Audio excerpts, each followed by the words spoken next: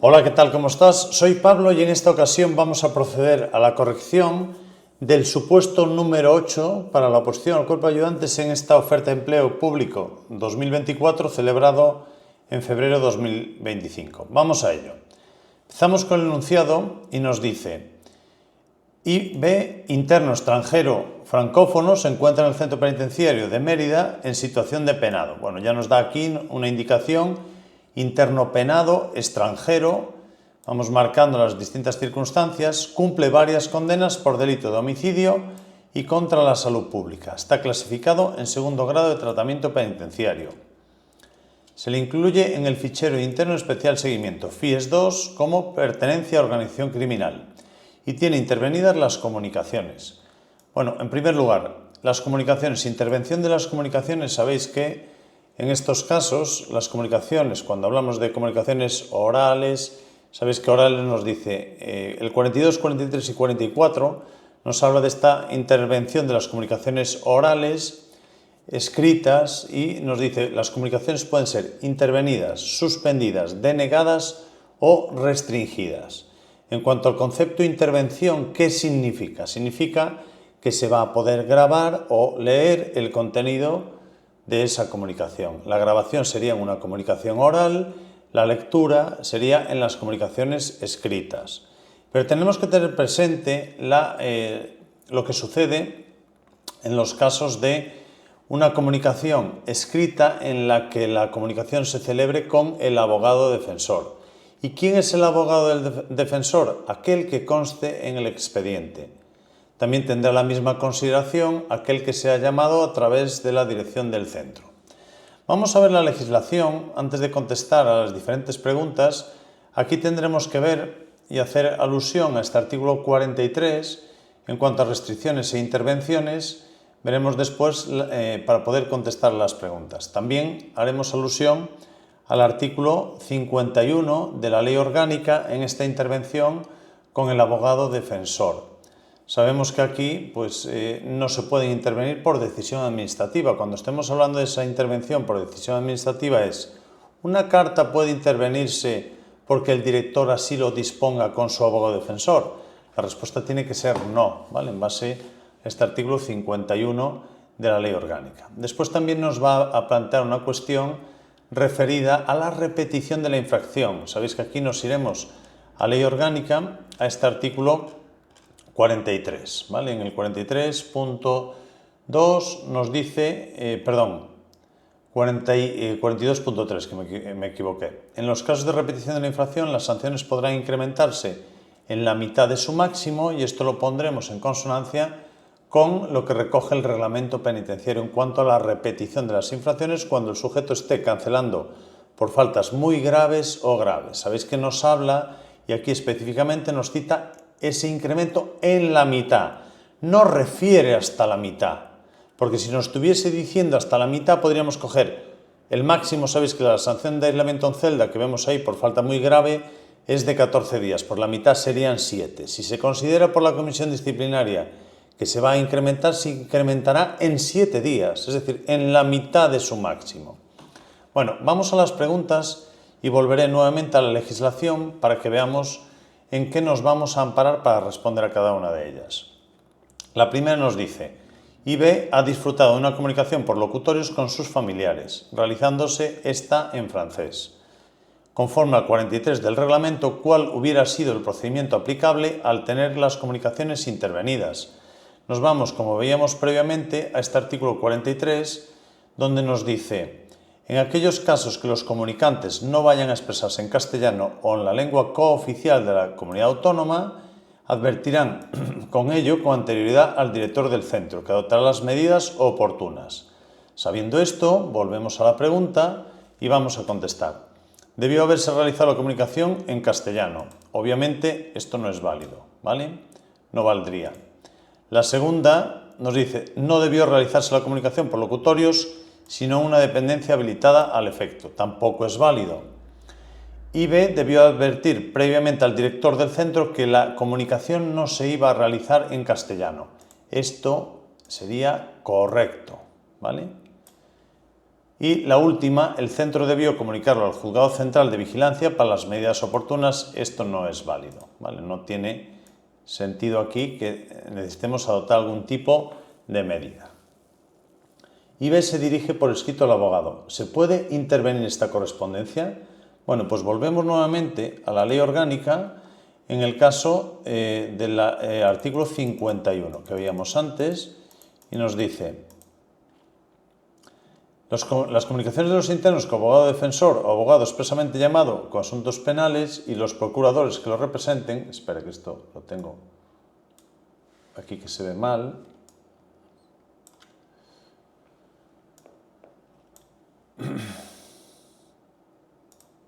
Ahora. Nos dice: las comunicaciones con abogado defensor o abogado expresamente llamado en relación con asuntos penales y con los procuradores, departamentos apropiados, y no podrán ser suspendidas o intervenidas por orden de la autoridad, salvo por orden de la autoridad judicial en supuestos de terrorismo. Esto significa que en ningún caso la comunicación puede ser suspendida o intervenida. Estamos hablando de una comunicación escrita del artículo 46 del reglamento. En ningún caso va a poder ser suspendida o intervenida por el director, porque estamos hablando de que es el abogado que consta en el expediente, es su abogado defensor, ¿vale? También el 46.6 es claro aquí cuando dice: las comunicaciones entre internos y abogado defensor o procurador solo por orden de la autoridad judicial. Ahí justificamos ambas respuestas. Entonces, volviendo al supuesto, nos dice: no se puede intervenir cuando haya constancia escrita en el expediente del interno que dicha persona es su abogado, así como la dirección del mismo. No se podrá intervenir si constan en los ficheros del centro que ha comunicado en otras ocasiones con ese abogado. Sí se podrá intervenir, vamos a ver cada una de ellas. Sí se podrá intervenir siempre que haya comunicado y sí. Con la respuesta, con lo que hemos visto previamente, ya tenemos que descartar automáticamente la opción C y la D. ¿Vale? Si es su abogado, ya no se podría dar este caso. Entonces, entre la A y la B, vamos a ver. La B nos dice: no se podrá intervenir si constan los ficheros del centro que ha comunicado en otras ocasiones con este abogado. Bueno, yo puedo comunicar con un abogado, el interno puede comunicar con un abogado, y eso no es a todos los efectos, o no tiene a todos los efectos consideración de abogado defensor. Porque imagínate que el abogado que va a consultar al interno está pues por un litigio que tenga el interno con su mujer en el ámbito civil. Bueno, pues obviamente esta no sería un motivo para que no se pudieran intervenir. Entonces, la B tampoco vale. Aunque solo fuera por descarte, espera, esta la voy a que subrayé mal. Aunque solo fuera por descarte, esta ya la tenemos que descartar, ¿vale? La B no podría ser en este caso porque no sería válido en base a lo que estábamos viendo. Entonces, la única correcta aquí sería la opción A. No se puede intervenir cuando haya constancia de que dicha persona es su abogado, así como la dirección del mismo. Pregunta 38. ¿Se tiene conocimiento de que IB oculta droga? Realizada una requisa en su celda con resultado infructuoso, se considera que el interno porta dicha sustancia en su cuerpo, por lo que se le realiza un cacheo con desnudo integral. Bueno, normativa básica aquí, en cacheos con desnudo integral, reglamento artículo 68, sabéis que dentro de las medidas de seguridad interior, registros, requisas, cacheos artículo 68 y con desnudo integral 68.2. Entonces, en ese caso necesitamos la previa autorización del jefe de servicios. Vamos al articulado y veremos este artículo 68.2, donde refiere: bueno, sabéis que para aplicar un cacheo con desnudo integral, motivos concretos y específicos, razones individuales y contrastadas, ahí ya nos da un poco las pautas. Previa autorización del jefe de servicios podrá autorizarse un cacheo con desnudo integral. De las preguntas que nos da, nos dice: el cacheo se debe efectuar por el jefe de servicios, comunicándolo necesariamente al director. Bueno, el cacheo no lo realiza el jefe de servicios. El jefe de servicios lo que hace es autorizar, ¿vale? Pero no lo cachea él personalmente. El cacheo se podrá realizar en la celda que comparte. No, tiene que ser de forma individual, evitando la presencia de otros internos. Entonces esta tampoco vale. Si el cacheo fuera ineficaz y persiste la sospecha, se podrá solicitar por el director al centro directivo para otros medios de control adecuado. Tampoco es correcto, ¿vale? Porque se solicita a quién, nos dice a la autoridad judicial. Si nos fijamos aquí, se podrá solicitar por el director a la autoridad judicial o otros medios de control. Y por último, de este cacheo que se formulará parte escrito, firmado por el funcionario que lo ha efectuado y elevado al jefe de servicios. Esta sí sería válida, ¿vale? Es decir, necesitamos autorización del cacheo con desnudo integral. Se eleva el cacheo, después lo firma el funcionario que lo ha efectuado y se le remite al jefe de servicios, ¿vale? Nos iríamos a este apartado 5, donde dice de los cacheos, registros y requisas, se formulará parte escrito que deberá especificar los cacheos con desnudo integral efectuados y dirigido al jefe de servicios, ¿vale? Sería correcta la opción de Dinamarca. Bien, volviendo al examen, la pregunta 39 nos dice, como consecuencia del cacheo, a IB se le encuentra una sustancia que aparenta ser cocaína. Al verse descubierto, reacciona violentamente agrediendo a uno de los funcionarios, siendo reducido por los mismos. Se inicia un expediente sancionador, calificándole los hechos como falta muy grave, por lo que se propone una sanción de aislamiento en celda. Asimismo, este aislamiento en celda por falta muy grave y este aislamiento de 14 días. Como el interno había cumplido con anterioridad una sanción por falta muy grave, cuya anotación en el expediente no había sido cancelada, la sanción a imponer, sabéis que la cancelación de las sanciones es el periodo que va desde que la sanción se cumple hasta que transcurren 6 meses, 3 meses o un mes, en función de si es muy grave, grave o leve. Entonces, el hecho de tener sanciones pendientes de cancelación pueden suponer que a la hora o a los efectos de que se determine la repetición de la infracción, se tenga esto en consideración para aplicar o incrementar sobre la sanción impuesta, que se incremente en la mitad de su máximo.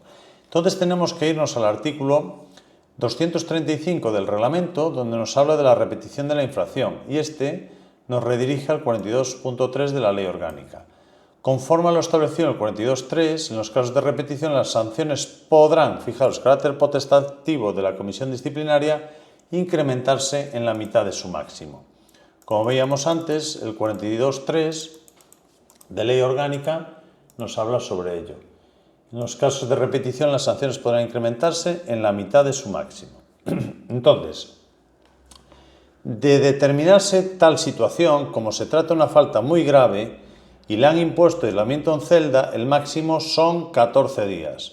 Si se determina por parte de la comisión el incremento en la mitad de su máximo, tenemos que irnos en todo caso a ampliarle 7 días más. Se incrementarán en 7 días más. Matiz importante, no hasta 7 días, sino en 7 días. Es por ello que aquí la razón o la respuesta correcta tiene que ser la C. Se podrán incrementar como máximo en 7 días. ¿Vale? Pregunta número 40. Esta pregunta 40 y última del simulacro y del supuesto número 8 nos dice: a la vista de los hechos relatados con anterioridad y teniendo en cuenta las circunstancias familiares y de salud de IB, se acuerda su traslado a un centro penitenciario insular, debiendo ir acompañado de la fuerza conductora por una funcionaria del Cuerpo Facultativo de Sanidad Penitenciaria. ¿Con cargo a qué artículo presupuestario se resarcirán a la funcionaria los gastos ocasionados en el desplazamiento? Bueno, aquí estamos hablando en todo caso de una indemnización por razón del servicio. Se imputa al capítulo 2, artículo 23 y después veremos 230, 31, 32. Vamos a la resolución que regula esta clasificación económica del gasto por resolución de 20 de enero de 2014. Tenemos que irnos a ella para poder contestarlo. Esta legislación de aplicación, indemnizaciones por razón del servicio, artículo 23, y después se desagrega 230 serían las dietas, locomoción, concepto 231 locomoción, 232 traslado y 233 otras indemnizaciones. Entonces, estamos viendo aquí el artículo al que se imputa y con esto nos daría para justificar esta pregunta, que es la más sencilla de lo más sencillo, siempre y cuando dominemos esta resolución del año 2014 de presupuestario. Sería la opción B de Barcelona. Con esto damos por finalizado este examen. Espero que os haya gustado la corrección. Si es así, me ayudáis enormemente compartiendo el vídeo o dándole un like. Un saludo muy grande y espero que os haya ido muy bien. Chao, chao.